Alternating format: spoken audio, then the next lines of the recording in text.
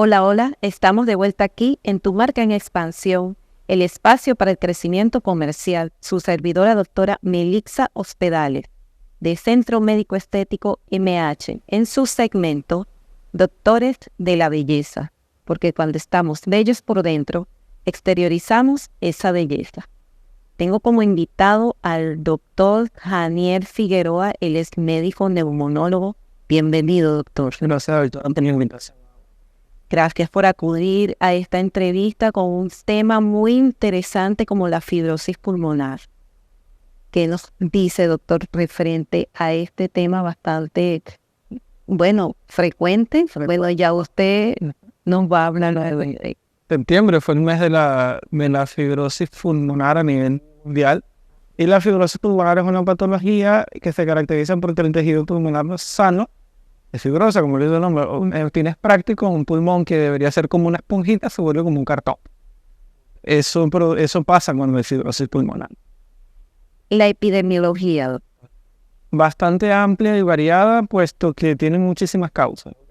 Lo que pasa es que entró en boga cuando llegó el COVID. Sí. Pero la fibrosis pulmonar existe desde que existe la humanidad.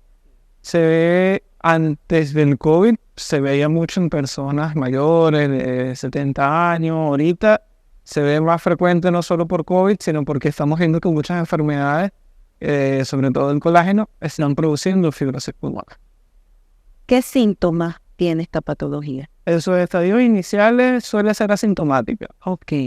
Pero lo más característico es la dificultad para respirar. El paciente tiene mucho cansancio, mucha dificultad para respirar y se puede acompañar de otras cosas como tos, accesos, náuseas, entre otras cosas, pero lo más característico es la dificultad para respirar.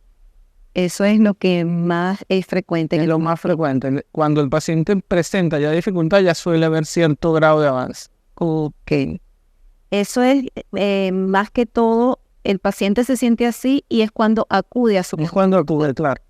Y es cuando encontramos, pues, buscando, porque la fibrosis, cuando nosotros encontramos fibrosis, encontramos un signo de interrogación, porque encontramos el problema, pero tenemos que buscar la causa. Claro, eso era lo que le iba a preguntar, las causas de esta patología. Bueno, son múltiples. Hay una patología única, que es la fibrosis pulmonar idiopática, que es la única que no tiene causa conocida. Esa es idiopática. Todas las demás tienen una causa. En orden de frecuencia, sacando el COVID, los más frecuentes son producto de las patologías inmunorreumatológicas, el cigarrillo, los productos de combustión y los pacientes que han trabajado muchos años por exposición a polvos inorgánicos, los productos de sílice y esas cosas. Pero también las infecciones crónicas, la tuberculosis avanzada y muchas otras cosas te pueden degenerar en una fibrosis pulmonar. ¿Qué podemos decir referente a los factores de riesgo? Primero, el tabaquismo. Una noxa importantísima para casi todas las enfermedades respiratorias. Segundo, los agentes laborales, como mencionar. Tercero, las infecciones a repetición facilitan la producción de tejido cicatrizal o fibrótico a nivel de pulmón. Y también como factor de riesgo que muchas veces se nos va la contaminación ambiental. Se ha relacionado mucho la contaminación ambiental como un posible factor de riesgo de fibrosis, sobre todo en las ciudades con una polución muy importante. Claro, doctor, ¿esta patología es frecuente en hombre o en mujer? En ambas. Sin embargo, depende de la etiología. Por ejemplo, en mujeres suele verse mucho más asociada a las enfermedades del colágeno.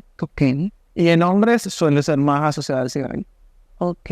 En las edades, doctor, ¿cuándo es más frecuente? ¿En qué edad? Generalmente después de los 65 años es donde más se ve.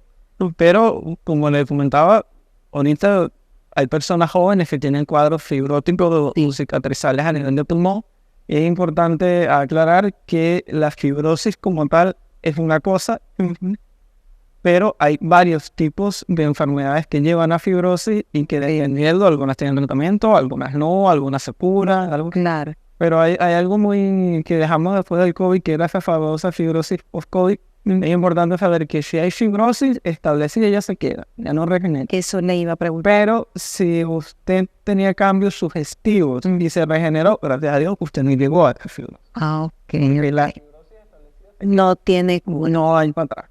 El paciente debe saber vivir con esta... No, eso, claro. Eso no es una sentencia de muerte, porque la fibrosis como tal, la que te deja pegada una hormona de oxígeno, otra cosa, son los grados más avanzados y gracias a Dios el porcentaje es muy pequeño. Pero sí, una vez que se está establecida, ella queda. Ok. Las complicaciones, doctor. La primera complicación es la insuficiencia respiratoria hipoxémica, la falta de oxígeno en la sangre y que pues provoca que necesitamos un aporte adicional de oxígeno de manera generalmente continua. Y después vienen las otras complicaciones, que son las infecciones recurrentes producto de la hemofibrosis, o la más preocupante, que es la retención de dióxido de carbono, las retenciones de CO2 que producen. Ok. La fibrosis pulmonar tiene clasificaciones. Sí, bastante. Dependiendo de la causa, pero en grandes rasgos solo se puede dividir en dos: idiopáticas Ok.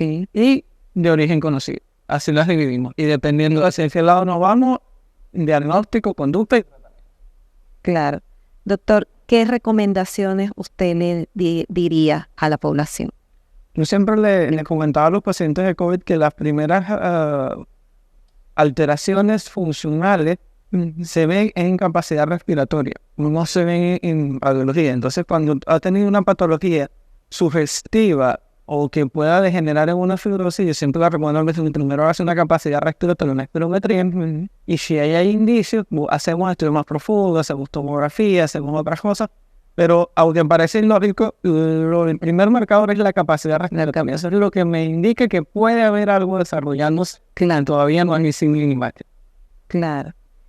Entonces, un paciente que ya tiene fibrosis, que ya tiene la patología, ¿cada cuánto tiempo debe visitar a su neumonólogo? Depende de qué le originó la fibrosis, pero generalmente un paciente con instaurado ya no dependiente de oxígeno, no dependiente de oxígeno, lo vemos 3 veces al año. Cada 4 meses le hacemos su evaluación funcional y la imagenológica sí cada 6 meses, dependiendo de, porque también hay que recordar que imágenes pulmonares es irradiar pacientes. Claro. Algo así. Entonces, eso lo dejamos a medida de cómo el funcionalismo y la clínica nos va dando. Ok. Doctor, por favor, sus redes, ¿dónde lo ubican? En redes sociales, en Instagram, @laboratura doctor DR Neumocito, doctor Neumocito Mauset, por allí nos suele ubicar bastante últimamente. Ok, ¿su consultorio? Mi consultorio ubicado en Metropolitano y en la Clínica Victoria. Bueno, muchísimas gracias, doctor, por esta excelente entrevista para todos los televidentes. Gracias, doctora, por la invitación. Gracias, doctor. Tu marca en expansión, así nos puedes ubicar. Centro Médico Estético MH, Mili 1973. No te retires que continuamos con más.